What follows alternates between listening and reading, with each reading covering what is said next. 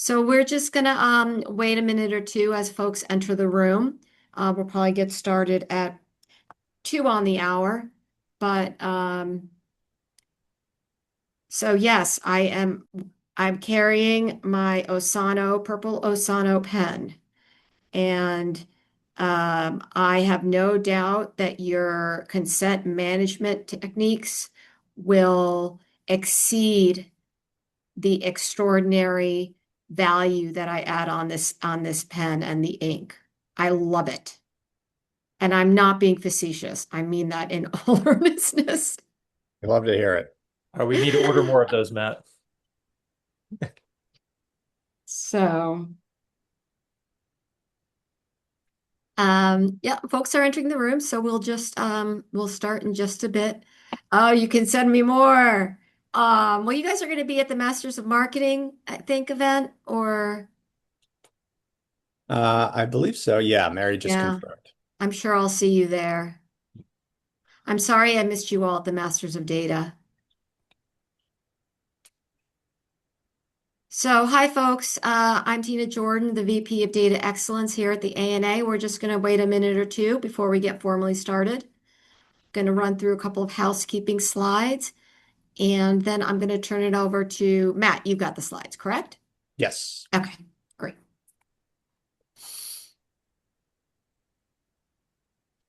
That's right. You're going to be at the Masters of B2B Marketing.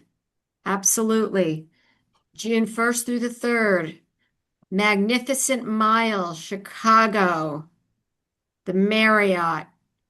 Love that location. For those of you who aren't aware, it's right next to the Art Institute. Beautiful place to check out while you're in town or if you're in town.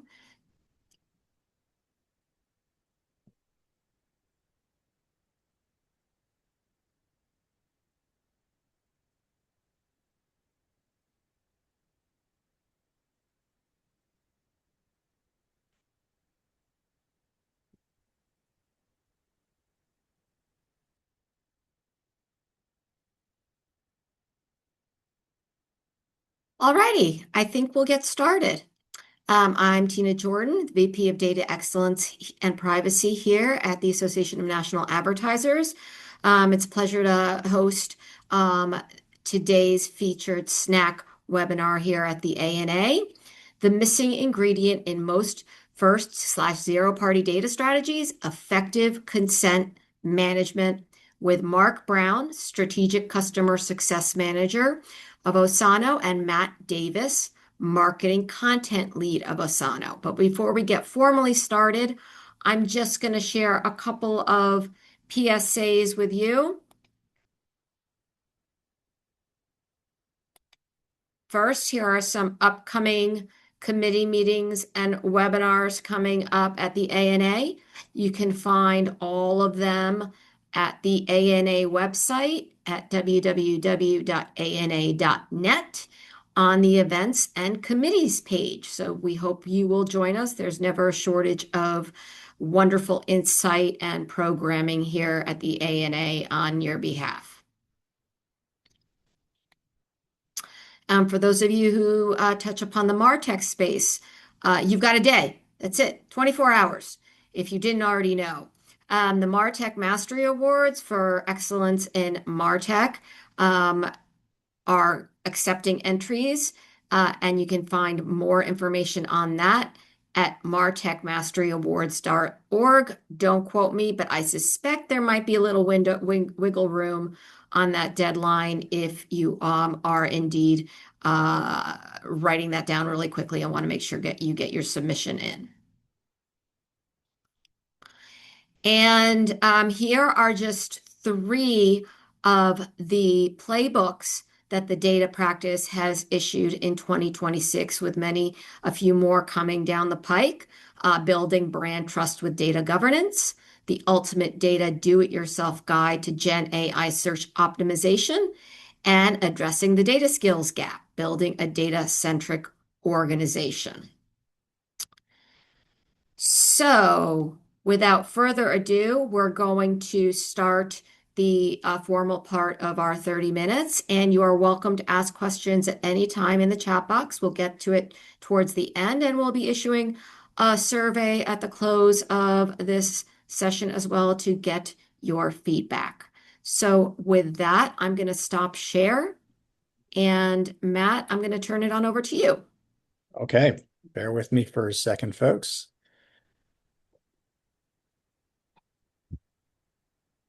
All right, you should all be seeing a big purple screen with Osano on it. Yes, we do. Okay. So thanks for joining us to on the missing ingredient in most first-party zero-party data strategies, effective consent management. And that's what we're going to be talking about today. Why you might want to focus on first-party and zero-party data in your marketing data strategy, where consent management comes in, why you might want to consider consent management early in that process as opposed to towards the end or not at all. But we're going to start off with some brief intros and running through the agenda. So I'm going to hand it over to my colleague, Mark Brown, to introduce himself. Yeah, thanks, Matt. So, hey everyone, I'm Mark. I've been working in data privacy and with Osano for a little over 6 years now. Today, I work closely with our customers as a customer success manager. Yeah, I'm excited to spend some time with you all talking about effective consent management. And I'm Matt Davis. I'm the marketing content lead at Osano. I rely on accurate data in order to form messaging to target segments. So this is a pretty relevant topic for me as well. We're going to kick things off by just doing a brief overview of first-party data, zero-party data, why third-party data is it's not on its way out, but maybe its future is a little less certain than it was back in, say, the 2010s or so. We're going to talk about why consent is kind of a missing chunk out of data strategies that you commonly see, marketing data strategies. We're going to discuss how to manage consent and where your first step should be. Then we'll close things out with a Q&A. So first off, we'd like to do a quick poll, which is, what is your honest reaction when the legal team weighs in on a marketing campaign? Are you grateful for their expertise? Are you frustrated that they move at legal's pace and not marketing's pace? Do you feel complicated feelings about legal? Do you try to avoid conversations with marketing with legal at all costs? Yeah, let us know.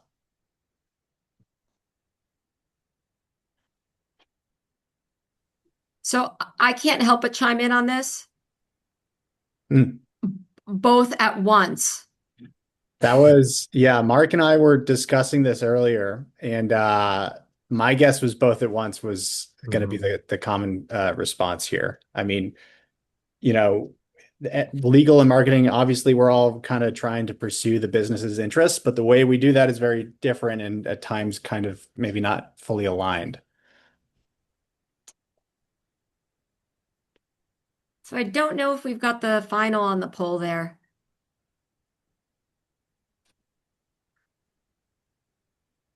Oh, there we go. Ha ha ha. Both at once. Validation. Yeah, that was my As guess. expected. Okay, What well, do you mean hopefully. no one's frustrated? I find that hard to believe. So, I mean, that might be, no one wants to say that they have an antagonistic relationship or anything like that. But well, hopefully, I mean, both at once is kind of admitting there's a little bit of frustration in there. Of So, course. hopefully by the end of this session, we can get you feeling a little bit more aligned with your legal team on at least this one slice. Okay, moving on. So let's talk about third-party data and why it's a little bit uncertain in terms of the future of third-party data, and it's not quite as reliable as a linchpin in your marketing data strategy as it used to be. So really, there are three sources here of uncertainty. So the chief source is consumers, right? Consumers find third-party data tracking a little bit unpleasant or creepy. I mean, imagine if you go to, say, a health publisher's website and you read an article about a health condition, and then you go to another website, you see an advertisement for a potentially sensitive healthcare condition, right? Or if someone else uses your computer and sees an ad like that. That's the kind of stuff that raised flags with consumers and got consumer advocacy groups complaining on their behalf which caused these regulations to be passed, limiting what data can be shared and sold to third parties.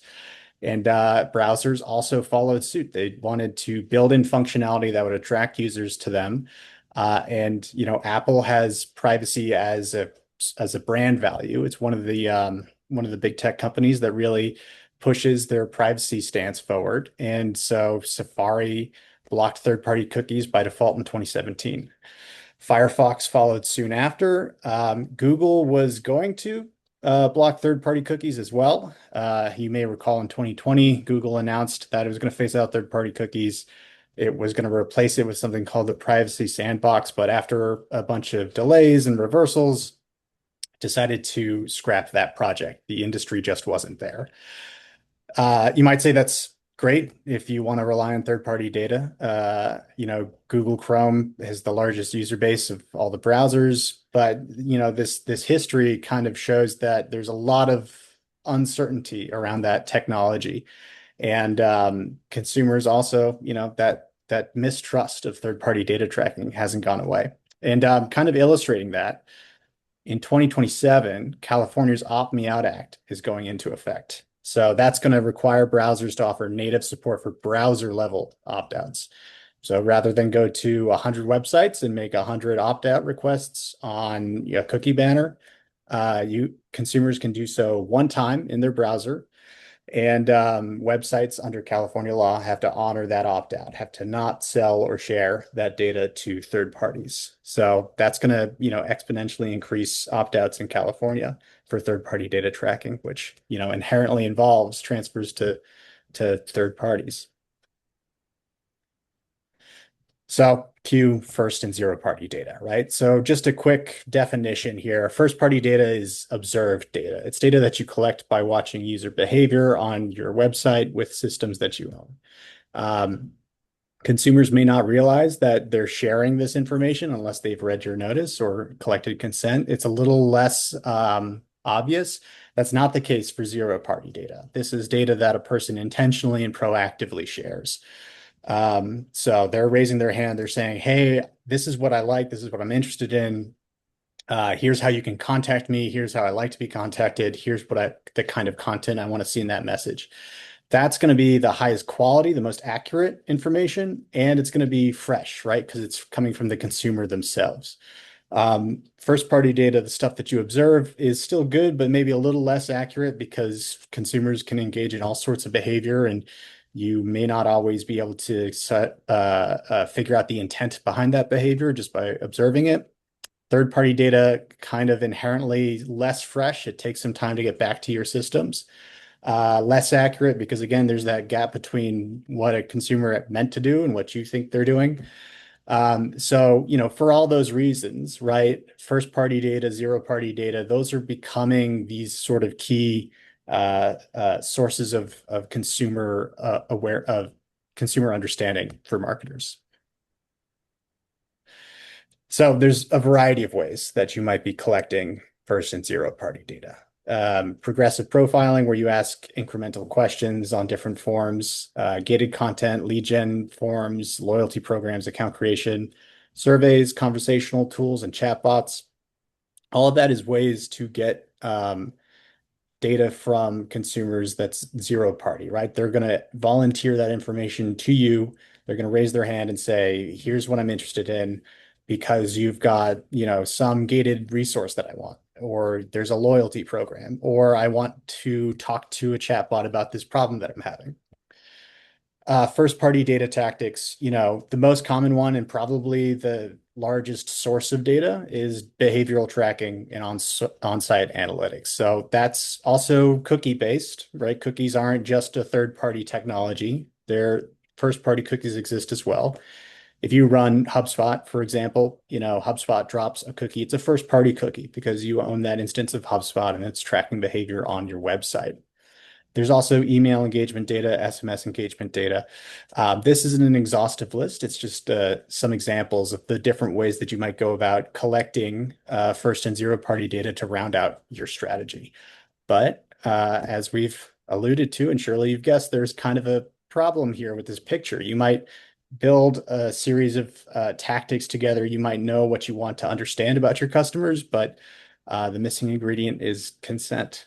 So that kind of leads us to the next question, which is what is consent? And I'm going to pass that over to my colleague, Mark.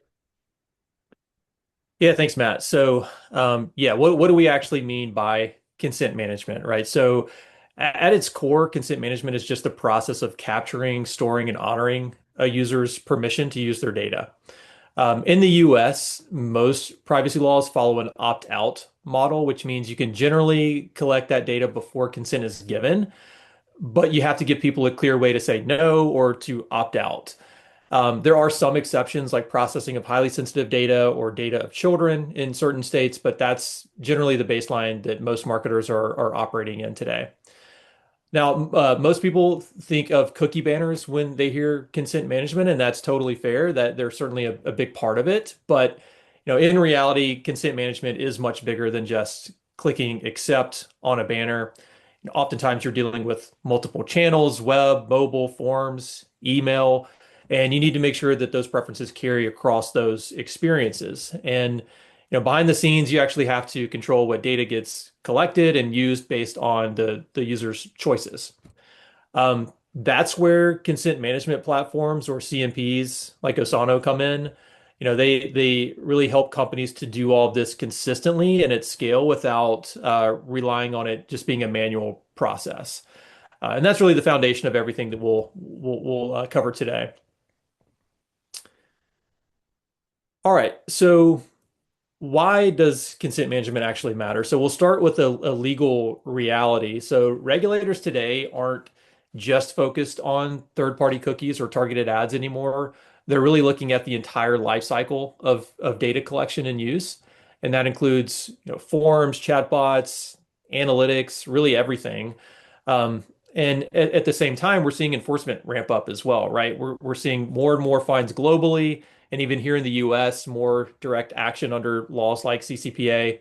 You see here we have a stat on the right. So since 2025, there have been about $23 million in privacy penalties in the US.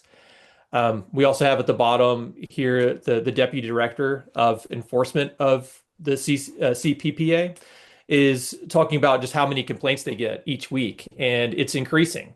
That was actually back in September, so I imagine the number's probably gone up since then too. In some cases, like with the rise of wiretap related lawsuits like SIPA, especially in California, the exception almost seems to be shifting closer to an opt-in consent, even for things like chatbots. So, the risk is, I'd say it's not theoretical anymore. It's very real and it's expanding quickly. There is a flip side though, and I think this is an important point, is that if you approach consent the right way, your legal team doesn't have to be the team that necessarily slows things down. They can actually become a partner and advocate in building campaigns that are both effective and at the same time are remaining compliant. I think a big part of that is just being proactive, right? It's bringing in the legal team early instead of last minute. So yeah, again, there is real risk here, but there's also a very clear opportunity to get ahead of it and build a better process. Matt, I'll pass it over to you to cover this the next two slides. Sure. Yeah. So this next slide, it's less of a reason of why consent management matters and more underscoring why it matters to consider this early in your process, right? Whether you're planning out a new campaign or you're doing a holistic sort of data strategy for your marketing program. If you can't use the data that you get, it's not an asset. It's not a good thing. It's actually a liability. In many ways, we're like that puppy on the right here or on the left, staring at a bowl of delicious French fries. If we don't have permission to go after the French fries, it's not a good thing. It doesn't matter how many fries are on that table. You need permission to go after it first. That's a Yeah, cruel one, for the record. yeah, it's tough. I get it, but I wanted to be evocative here. So if you have a lot of data in your systems, that's a legal risk, right? Like you're supposed to be deleting it after a certain period of time. You can't be reusing it for secondary purposes beyond what the consumer expected you to be using it for. And a lot of these systems are automatic, so they tend to automatically send data to outside of your organization or reuse it for things. So if you're just collecting it without thinking about the consent part, or thinking about consent part after you've collected it, it's a risk, right? It's not a great thing, which is again why you want to loop in your legal team early, why you want to shift that both excited to work with legal and frustrated by them a little bit more to the excited side of that spectrum. So, consent, it really determines what data can be activated. Anytime you want to use data for something, you're supposed to have gotten under various, it's the interpretation is going to be different from jurisdiction to jurisdiction. You're supposed to have gotten consent for that purpose. And it even goes so far as to be the case that in some places you need to show a technical record of consent in order to participate in like an ad tech network, like the case with the IAB TCF. But it's not all stick. There's also carrot, right? Consent is a high intense signal. It's a hand raising moment, right? When people opt in or don't opt out, they are raising their hands effectively. As marketers, right? We're looking for opportunities for people to raise their hands all the time. And we're always looking for ways to seize on that moment when their hands are raised, right? To get in there when someone's in market for our product or service. Giving consent to marketing communications, to tracking, to whatever it is, that's a hand raise. And, it seems silly to not focus on that as part of the buyer journey. All right. So how do we solve it? Well, I'm going to hand that over to Mark. Sure. Yeah. So when you break it down, how to solve for consent, there's really these four key pieces to doing it well. So the first is notice, and this is just telling people clearly what data you're collecting and why. The way most companies and the way Osano accomplishes this for our clients is with cookie banners or a preference drawer or a preference center. Uh, Second is choice. So that's just giving them a real meaningful way to opt in or out.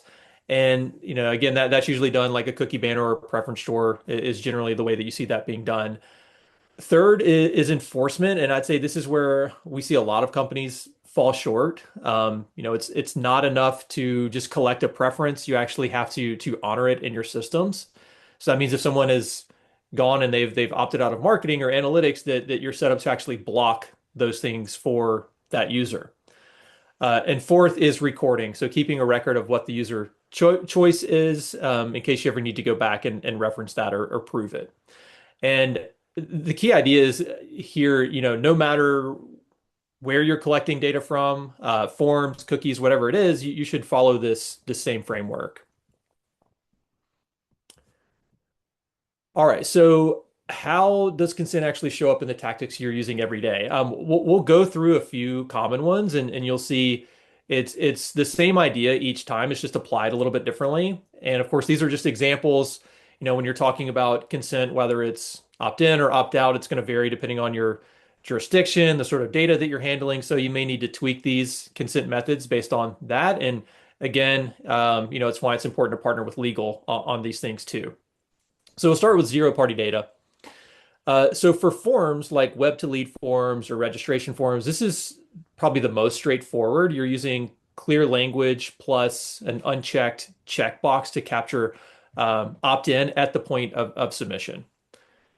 For polls and interactive content like quizzes and surveys, you generally want a short explanation of how that data will be used, and then either treat that submission as consent if it's clearly stated there, or add a checkbox for anything beyond the core use, like for marketing, for example. For preference centers, user profiles, this is where you give users toggles or settings to control what they want.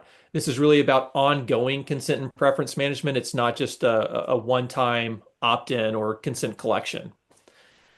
Chatbots and conversational tools, generally you'll start with a lightweight notice up front, and then just make sure that you're not reusing that data for other purposes like marketing, unless you're getting explicit permission to do so.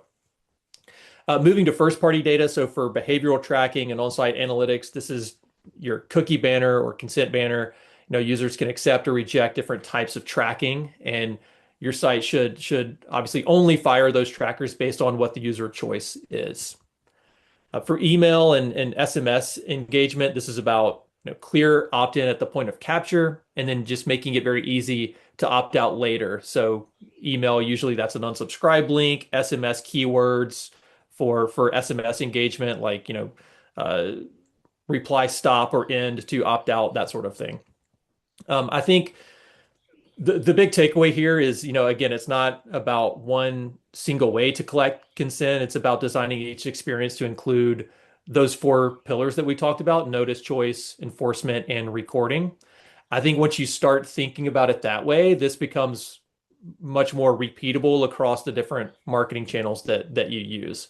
Of course, there's still challenges with this, and we recognize that, like, ensuring you're giving notice everywhere that you're collecting data. Opt-in versus opt-out can vary depending on the jurisdiction and the type of data that you're processing. Making sure that the data you collect is only used for the purpose you define it for, and then centralizing records across systems. At the end of the day, I think, consent management is really about creating consistency around how consumer data is collected and used.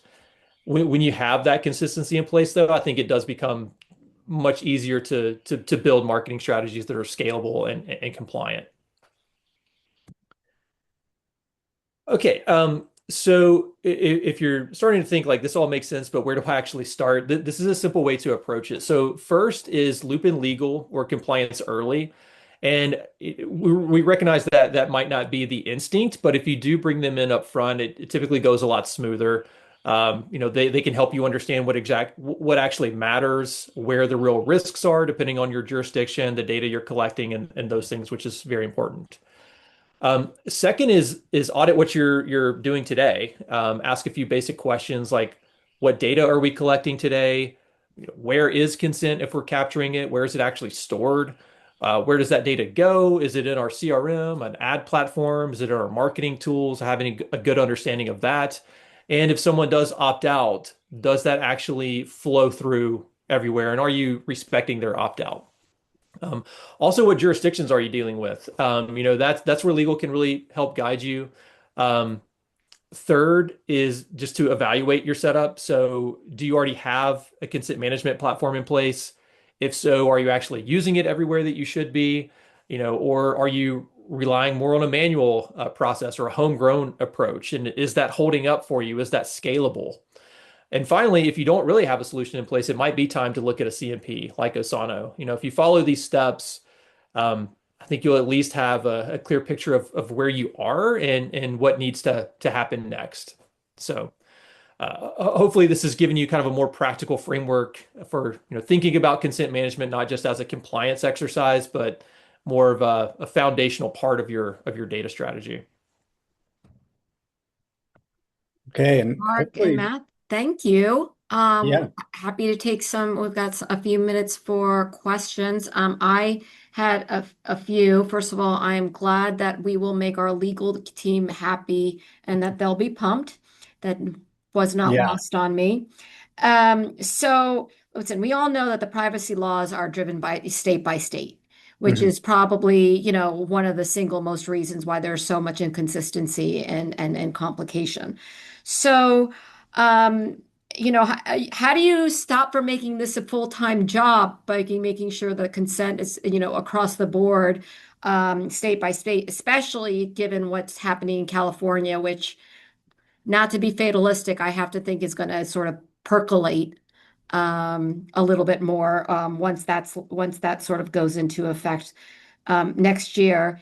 And then really sort of, that sense of what happens? I feel like I'm losing data, but am Yeah. I? So that's a very big question, but I think it really Yes. gets to the heart of it. Yeah. Well, first of all, I would say, California does lead a lot of the nation in terms of regulation in general and data privacy specifically. The CCPA was the first Mhm. data privacy law in the US, and now there's 21. Um, so it's tricky, and they're all slightly different. It's a real problem. This is part of why, I mean, obviously we're biased, right? Like we're a privacy vendor, but you don't have to go with Osano, but most people are offloading this to somebody who can do it on as like that's their business, right? To track all of these compliance issues. It is kind of a full-time job. If you don't have a privacy professional, on staff. And even if you do, a lot of our customers have privacy professionals, full-time privacy teams on staff. They rely on us to keep track of these laws for them. And other vendors in this space are also watching for the compliance. The trick is some vendors in our space are not doing that. They give you all the tools, and then they say, now you need to analyze every law and track it. So it's really a matter of evaluating the person you're going to be partnering with. Mark, do you have anything to add there? I think that's a great explanation. I mean, yeah, it can certainly feel like a full-time job if you're not utilizing some tools to help you along the way, and you're having to keep up with the crazy changing laws, new states rolling out their own existing laws. I mean, I don't think you'll ever completely eliminate, the complexity of it, but yeah, that to Matt's point, leaning on a consent management provider to automate a lot of that and keeping up with those changes can certainly make your life a lot easier. And then I have a question from Amber about is there a difference in approach, whether you're a nonprofit or for profit? And are there differences in how laws are approached for nonprofits over? Yeah, so frustratingly, this is another example of how each state has a different kind of spin on this. Some of them are exempt. Nonprofits are exempt from compliance here. Some of them are explicitly not exempt, are still covered, right? I mean, the idea is like, nonprofits are nonprofits. They don't have a ton of dollars to spend on privacy programs, right? So regulators recognize that. On the other hand, nonprofits are often handling a lot of sensitive data. And so regulators are split, right? And like this is, I wish there was a better answer, but really it's a state by state. You got to think about where your visitors are coming from, whose data you're processing, um, and yeah, try to make it as feasible as possible. There are the good thing about the CMP space is that really there's a spectrum of vendors out there. So some of them are offering very low cost solutions that won't scale with you, but can maybe manage your needs if you're not like a large enterprise. There are large enterprise solutions that can do everything under the sun, but require dedicated support, and there's solutions in the middle. So I would just suggest to kind of take a look into this product category space and evaluate which is going to be a good fit for your business or I, your I nonprofit. remember clearly one nonprofit said to me, whatever we do in California, we just extend it across the board. So they That's take a the most that's a common resistant and strategy. then just execute and implement it, across the board. Um, which is, Yeah. it's certainly one approach, and probably prudent, but Not nevertheless. great if you're seeking to optimize the amount of marketing data you can get, though. Exactly, Yeah, right. exactly, of So course. And I just a question, like this is just to close out of curiosity. You see planted wiretap lawsuits. How do those work? yes. Oh, yeah. Well, those are a real headache for folks. I mean, especially if we're talking about working with your legal team. Um, you really need to worry about these in California. They're all over the US. I'm not a lawyer. This isn't legal advice. But California is the very active jurisdiction for wiretap lawsuits. They're Cold War era laws that allow private citizens to sue if you wiretap their phone, which is being applied to wiretapping digital communications with cookies or pixels or super common marketing technologies. The issue there is that most state privacy laws follow an opt-out standard, meaning you tell people about the processing you're doing, you allow them to opt out, you're compliant, you're good to go. Wiretap is an opt-in standard. So again, this is why you want to worry about California specifically, because then you have to get consumers opt-in consent to track them if you want to avoid getting caught up in these wiretap lawsuits. Um, it's a risk, and courts are split about, whether this law applies. Every court, I think, recognizes how silly it is to have 1960s law applied to websites, but here we are. Mark, do you have anything to add? No, I mean, I think you did a great job of covering it. Yeah, I mean, I'd say they're mostly, if not all, coming out of California, right? The lawsuits are kind of arguing that certain tracking technologies like chat widgets or analytic trackers are, collecting or sharing user data without sufficient notice or consent. And yeah, we've seen a growing number of those cases, as like I said, out of California. It's just another reason to, I know we've mentioned it a lot, but partnering closely with legal to evaluate, your specific setup. But from a consent management perspective, I think the takeaway is just that, transparency, having a clear consent mechanisms for opt-in and opt-out are just becoming increasingly important beyond just traditional, cookie compliance. Yep. Well, gentlemen, thank you so much for joining us this afternoon. This will recording once we clean it up a little bit, and will be on the landing page for those of you who want to forward it on over to colleagues, as well as the presentation. Gentlemen, thank you so much for joining us this afternoon and for making sure that you're keeping all ANA members on their toes with regard to consent management. Absolutely. Thank A- you. And with that, we'll close the session for today. Thanks so much. Thanks, everyone. Bye-bye.